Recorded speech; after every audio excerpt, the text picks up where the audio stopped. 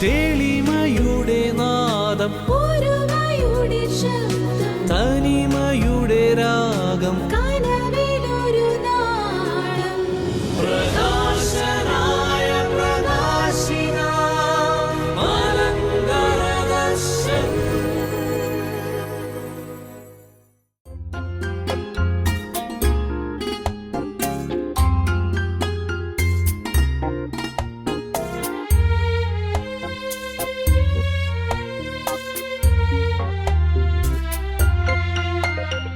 സ്നേഹം കൊണ്ടൊരു ഗാഥ തീർക്കാൻ, സത്യം കൊണ്ടൊരു പാതയാകാൻ, ഒരുമയിൻ നാദമായി യേശുനാഥനിൻ ശിഷ്യരായി, ഒരുമയിൻ നാദമായി യേശുനാഥനിൻ ശിഷ്യരായി.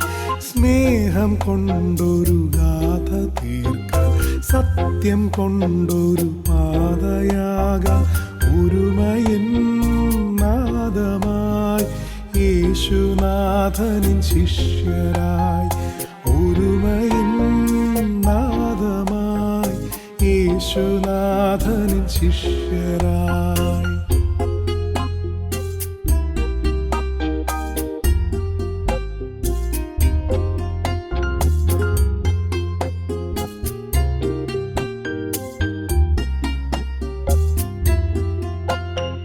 പാടാം ഒരു ഗാനം, സ്നേഹരൂപന്റെ നാദം, ചൊല്ലാം നല്ല ഭാവം, കനിവിനഴകുമായി പോകാം, മുന്നിൽ നിന്നും പിന്നിലേക്ക് യേശുനാഥനുമായി പോകാം. രണ്ടാമനാകാൻ യേശുവുണ്ട് എന്നും നയിച്ചിടുവാൻ. സ്നേഹം കൊണ്ടൊരു ഗാഥ തീർക്കാൻ, സത്യം കൊണ്ടൊരു പാതയാകാൻ, ഒരുമയിൻ നാദമായി യേശുനാഥനിൻ ശിഷ്യരായി, ഒരുമയിൻ നാദമായി യേശുനാഥനിൻ ശിഷ്യരായി.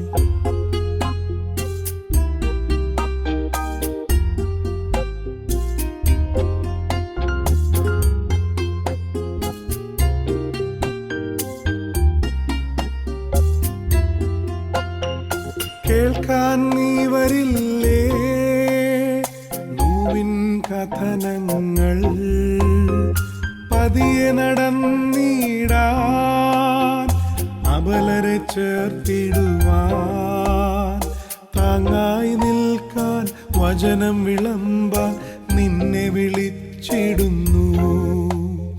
സൗഖ്യമതേകാൻ, സാന്ത്വനമേകാൻ നാഥൻ വിളിച്ചിടുന്നു. സ്നേഹം കൊണ്ടൊരു ഗാഥ തീർക്കാൻ, സത്യം കൊണ്ടൊരു പാതയാകാൻ, ഒരുമയിൻ നാദമായി യേശുനാഥനിൻ ശിഷ്യരായി, ഒരുമയിൻ നാദമായി യേശുനാഥനിൻ ശിഷ്യരായി.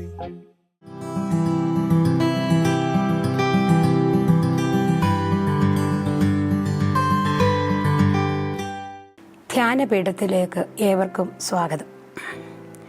നമ്മുടെ ഇന്നത്തെ ധ്യാനത്തിനായി രൂത്തിന്റെ പുസ്തകം 1-ാം അധ്യായം 16-ാം വാക്യം വായിക്കട്ടെ.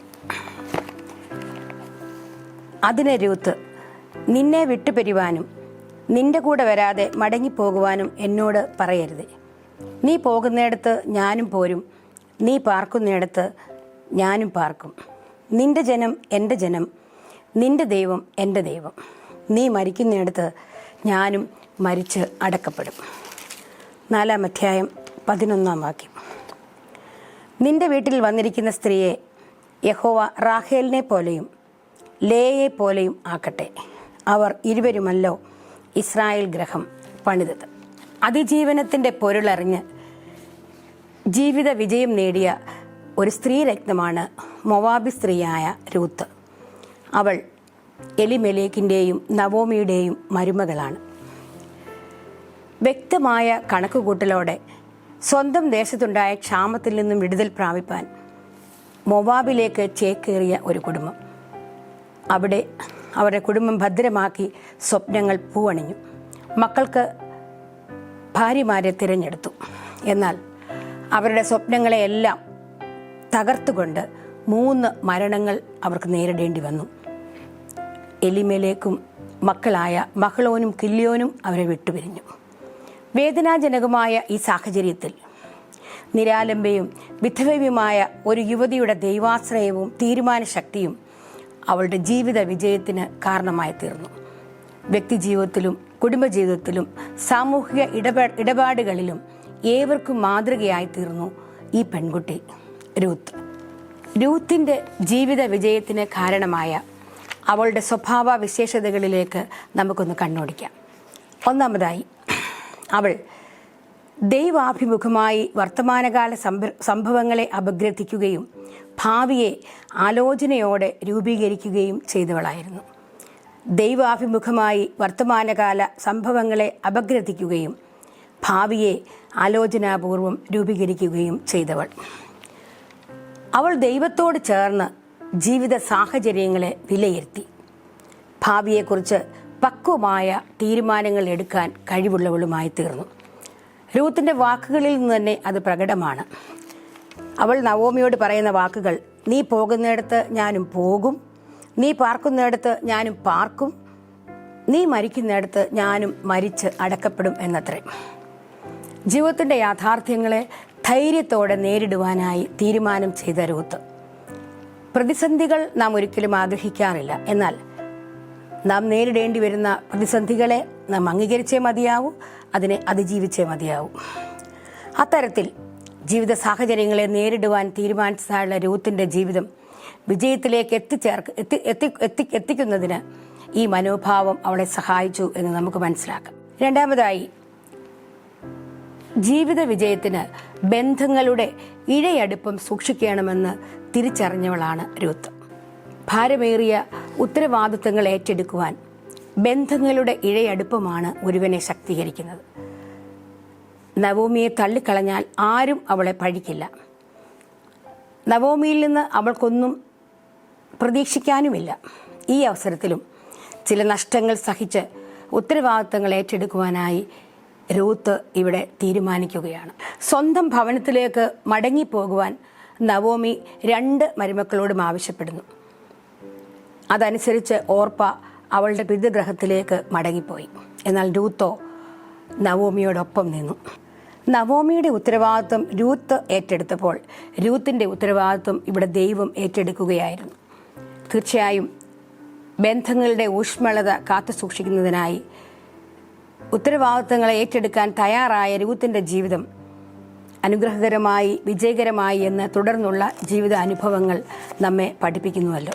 ജീവിത വിജയം സാധ്യമാക്കുവാൻ രൂത്തിനെ സഹായിച്ച വേറൊരു സ്വഭാവ വിശേഷതയാണ് ദൈവിക കരുതലിലുള്ള ആഴമായ അവളുടെ വിശ്വാസം. തൻ്റെ സഹോദരി മാതാവിനെ വിട്ടുപിരിഞ്ഞ് സ്വന്തം ഗ്രഹത്തിലേക്ക് മടങ്ങിപ്പോയപ്പോഴും രൂത്ത് അമ്മയോടൊപ്പം നിന്നുവല്ലോ.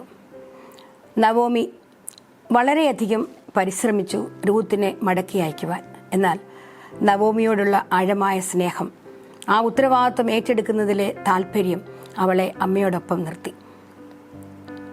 അതുമാത്രമല്ല, ദൈവത്തിലുള്ള ആഴമായ വിശ്വാസമാണ്, ദൈവിക കരുതലിലുള്ള ആഴമായ വിശ്വാസമാണ് അമ്മയോടൊപ്പം ഇറങ്ങി സാഹസികമായ ഒരു ജീവിതത്തിലേക്ക് മുൻപോട്ട് പോകുവാനായിട്ട് അവളെ ധൈര്യപ്പെടുത്തിയത് എന്നതിന് യാതൊരു സംശയവുമില്ല. Faith in the divine Providence of God. ഈ തിരിച്ചറിവാണ് രൂത്തിൻ്റെ വിജയത്തിൻ്റെ അതിപ്രധാനമായ മറ്റൊരു ഘടകം. അവൾ പറയുന്നു, അമ്മയുടെ ദൈവമാണ് എൻ്റെ ദൈവം. അവളുടെ അമ്മയായ നവോമിയുടെ ദൈവം ആരാണ്? ആ ദൈവം അബ്രഹാമിൻ്റെ ദൈവമാണ്, ജോസഫിൻ്റെ ദൈവമാണ്, മോശയുടെ ദൈവമാണ്, ചെങ്കടലിൽ ഇസ്രായേൽ ജനത്തെ നയിച്ച ദൈവമാണ്. ഒരു എഴുത്തുകാരൻ പറയുന്നു, അബ്രഹാമിലും വലിയ വിശ്വാസമാണ് ഈ രൂത്തിലുള്ളത് എന്നുള്ളത്. അതായത് അബ്രഹാം വ്യക്തമായ ദൈവവിളി ലഭിച്ച് ഇറങ്ങി പുറപ്പെട്ടവനാണ്. എന്നാൽ റൂത്തോ അമ്മയിൽ നിന്നും ലഭിച്ച ദൈവവിശ്വാസത്തിൻ്റെ പാഠങ്ങളെ അറിഞ്ഞ് അതിനെ ജീവിതമാക്കി തീർത്തവളാണ്. അങ്ങനെയുള്ള ജീവിതങ്ങൾക്ക് അസാധ്യമായ വഴികളെ തുറക്കേണ്ടത് ദൈവികമായുള്ള ഉത്തരവാദിത്വമാണ് എന്നതിന് യാതൊരു സംശയവുമില്ല. അങ്ങനെ ദൈവത്തിലുള്ള അചഞ്ചലമായ വിശ്വാസം അവളുടെ ജീവിതത്തിൻ്റെ മുന്നോട്ടുള്ള ഗമനത്തിൽ അവളെ വിജയിയാക്കി എന്നതിന് യാതൊരു സംശയവുമില്ല. അടുത്തതായി അവൾക്ക് ലഭിച്ച സാധ്യതകളെ ഉപയോഗിക്കുന്നതിലുള്ള രൂത്തിൻ്റെ കഴിവ് പ്രത്യേകം ശ്രദ്ധേയമാണ്. അവൾക്ക് ലഭിച്ച സാധ്യതകൾ എന്താണ്? അമ്മയായ രൂത്തിൽ നിന്നും ലഭിച്ചതായിട്ടുള്ള ചില സ്വഭാവ ഗുണങ്ങൾ, ചില ജീവിത പ്രമാണങ്ങൾ, ജീവിത പാഠങ്ങൾ അവളുടെ സമ്പത്താണ്. ദൈവഭക്തി അവളുടെ അതിശ്രേഷ്ഠമായൊരു സമ്പത്താണ് എന്ന് നാം കാണുകയുണ്ടായി. അതോടൊപ്പം തന്നെ രൂത്തിലുള്ള ക്രിയാത്മക ഊർജം, പോസിറ്റീവ് എനർജി, ഏത് സാഹചര്യങ്ങളെയും നേരിടുവാനുള്ള ധൈര്യവും ശക്തിയും ആത്മവിശ്വാസവും എല്ലാമുള്ള രൂത്തിൻ്റെ ജീവിതമാണ് അവളെ മുൻപോട്ട് നയിച്ചത് എന്നുള്ളതിന് യാതൊരു സംശയവുമില്ല. രൂത്തും നവോമിയും അപ്പത്തിൻ്റെ ഭവനമായ ബേത്ലഹേമിലേക്ക് യാത്രയാവുകയാണ്. വളരെ അഭിമാനത്തോടുകൂടി ആത്മവിശ്വാസത്തോടുകൂടി മൊവാബിലേക്ക് തിരിച്ച നവോമി ഇന്ന് നിരാശയുടെ അനുഭവത്തിലാണ് മടങ്ങി വരുന്നത്. സ്വയം മാറ എന്ന് വിളിക്കപ്പെടുവാൻ ആഗ്രഹിച്ച നവോമിക്ക് അവളുടെ പ്രിയപ്പെട്ടവരിൽ നിന്നും ലഭിച്ച സ്വീകരണം വലിയതായിരുന്നു. അവളെ ഒരിക്കലും നിരാശപ്പെടുത്തുന്ന അനുഭവമല്ല പ്രിയപ്പെട്ടവരിൽ നിന്നും നവോമിക്കുണ്ടായത്. എങ്കിലും നവോമി അപ്പോഴും നിരാശയോടെ ആത്മവിശ്വാസമില്ലാത്തവളായി മരുമകളോടൊപ്പം ബേത്ലഹേമിലേക്ക് പ്രവേശിക്കുന്നതായിട്ടാണ് നാം മനസ്സിലാക്കുന്നത്. എന്നാൽ അവിടെയും രൂത്ത് തികഞ്ഞ ആത്മവിശ്വാസത്തോടുകൂടി ആ സാഹചര്യങ്ങളെ ആത്മീകരിക്കുവാനായി ശ്രമിക്കുകയാകുന്നു ചെയ്യുന്നത്. അവളുടെ പ്രത്യേകത അവളുടെ സാഹചര്യങ്ങളെ നന്നായി ഉപയോഗിച്ചു, സാധ്യതകളെ ഉപയോഗിച്ചു എന്ന് പറയുന്നതിലെ അതിപ്രധാനമായ ഒരു വസ്തുത ചുറ്റുപാടുകളെ മനസ്സിലാക്കുവാനായിട്ട് രൂത്തിന് സാധിച്ചു എന്നുള്ളതാണ്. അത് യവക്കൊയ്ത്തിൻ്റെ നാളുകളാണ് എന്നത് അവിടെ എത്തി ഉടനെ തന്നെ അവൾ മനസ്സിലാക്കി. ഈ കൊയ്ത്തിൽ പങ്കാളിയായി തീരുന്നതിലൂടെ അവളുടെ ജീവിതത്തിനൊരു മാർഗമാകും എന്ന് അവൾ സ്വപ്നം കണ്ടു. അതനുസരിച്ചാണ് രാവിലെ അവളുടെ അമ്മയോട് ഞാൻ കൊയ്ത്തുകാരുടെ പിന്നാലെ കറ്റകളുടെ ഇടയിൽ പെറുക്കിക്കൊള്ളട്ടെ എന്ന് അനുവാദം ചോദിക്കുന്നത്. അതനുസരിച്ച് അവൾ കറ്റകളുടെ ഇടയിൽ പെറുക്കുവാനായി പോകുകയാണ്. നമുക്കറിയാം, അന്യജാതിക്കാരിയായ ഇവൾ ഇസ്രായേൽ സ്ത്രീകളുടെ നടുവിൽ എത്ര ഒറ്റപ്പെട്ടവളാകുമെന്ന്. എന്നാൽ ആത്മവിശ്വാസം നഷ്ടപ്പെട്ടിട്ടില്ലാത്ത രൂത്ത് ധൈര്യത്തോടെ അവരോടൊപ്പം ചേർന്ന് കതിർ പെറുക്കുവാനായി ശ്രമിക്കുകയാകുന്നു. ഇവിടെ അവളുടെ ഈ ക്രിയാത്മക ഊർജം, ഈ പോസിറ്റീവ് എനർജി അവളുടെ ജീവിത വിജയത്തിന്, അവളുടെ ഭാവി ജീവിതം സ്വസ്ഥമാക്കുന്നതിന് അവളെ സഹായിച്ചു എന്നുള്ളതിന് യാതൊരു സംശയവുമില്ല. ഏറ്റവും ചെറിയ ജോലിയും കഠിനാധ്വാനം ചെയ്യാനുള്ള മനസ്സോടെ ചെയ്യുവാനുള്ള കഴിവ് അവളുടെ വേറൊരു സാധ്യതയായിരുന്നു. അധ്വാനിക്കുന്നവർക്കാണ് സംതൃപ്തിക്ക് അവകാശമുണ്ടാവുന്നത്. അത്തരത്തിൽ വളരെ കഠിനാധ്വാനം ചെയ്ത് കറ്റകളുടെ ഇടയിൽ പെറുക്കുന്ന ജോലിയിൽ അവൾ മുൻപോട്ട് പോയി.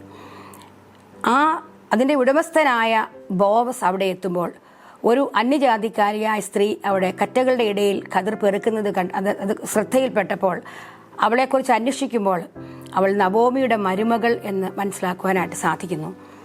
ബോവസ് അവളോട് പറയുന്നു, 2-ാം അധ്യായം 11-ാം വാക്യത്തിൽ, നിന്റെ ഭർത്താവ് മരിച്ച ശേഷം അമ്മാവിയമ്മയ്ക്ക് നീ ചെയ്തിരിക്കുന്നതും നിന്റെ അപ്പനെയും അമ്മയെയും സ്വദേശത്തെയും വിട്ട് മുൻപേ അറിയാത്ത ജനത്തിൻ്റെ അടുക്കൽ വന്നിരിക്കുന്നതുമായ വിവരമൊക്കെയും ഞാൻ കേട്ടിരിക്കുന്നു.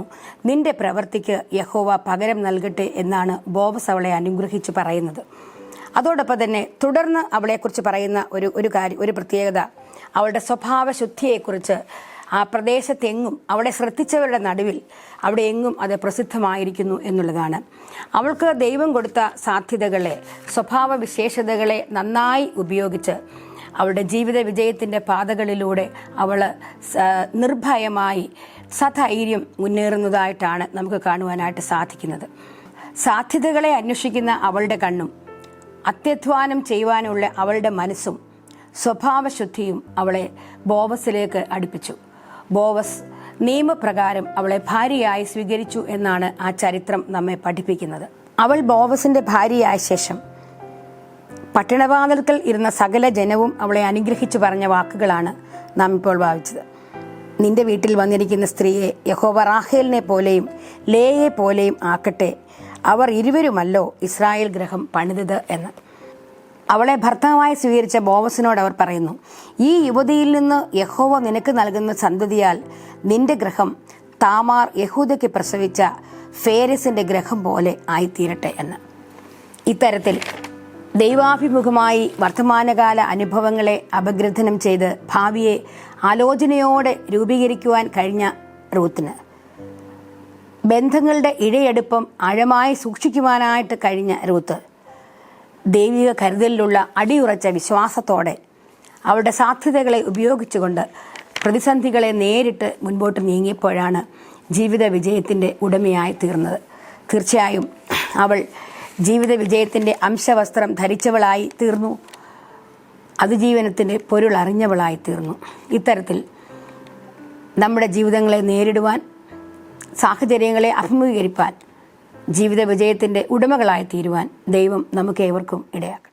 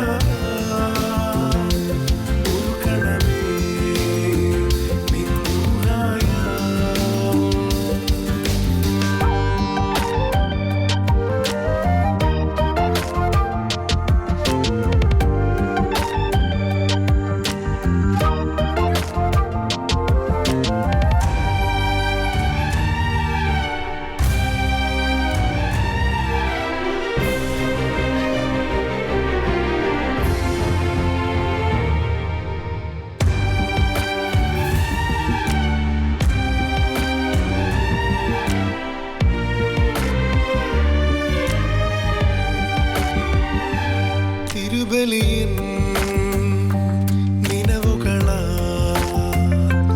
ഒരുക്കണമേ നിൻ രൂപമതാ എന്നെന്നും പ്രിയനേ. തിരുബലിയിൻ നിനവുകളാ ഒരുക്കണമേ നിൻ രൂപമതാ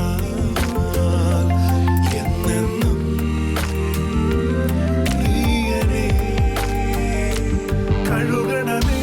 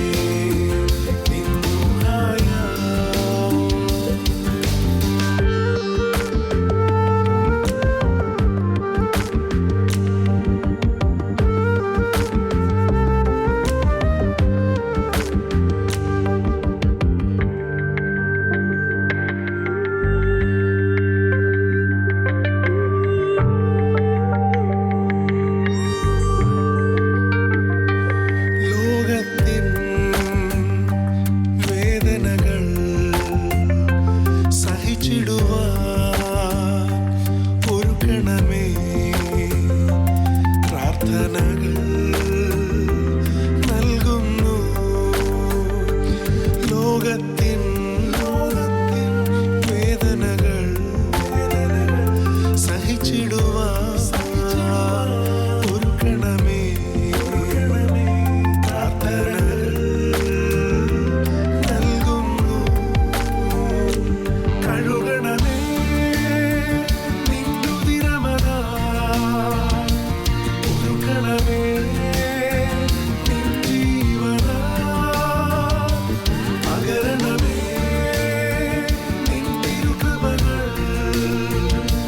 നിറയ്ക്കണമേ നിൻ അനുഗ്രഹത്താൽ. എന്നും മകനായി ഒരുക്കണമേ നിൻ ഊഹായാൽ. എന്നും മകനായി ഒരുക്കണമേ നിൻ ഊഹായാൽ.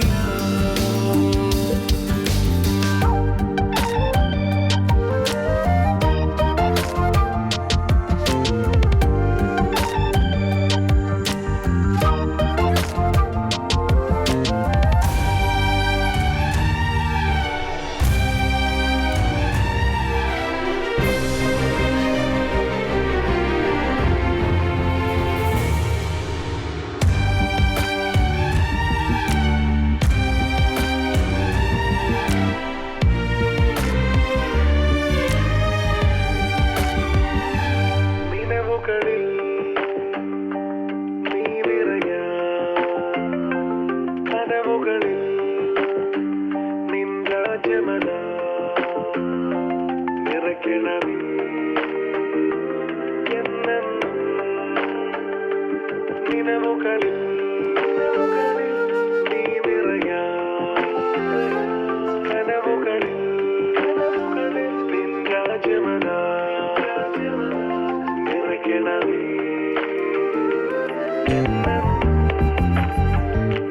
കഴുകണമേ നിന്നുതിരമതാ. ഒരുക്കണമേ നിൻ ജീവനാ. പകരണമേ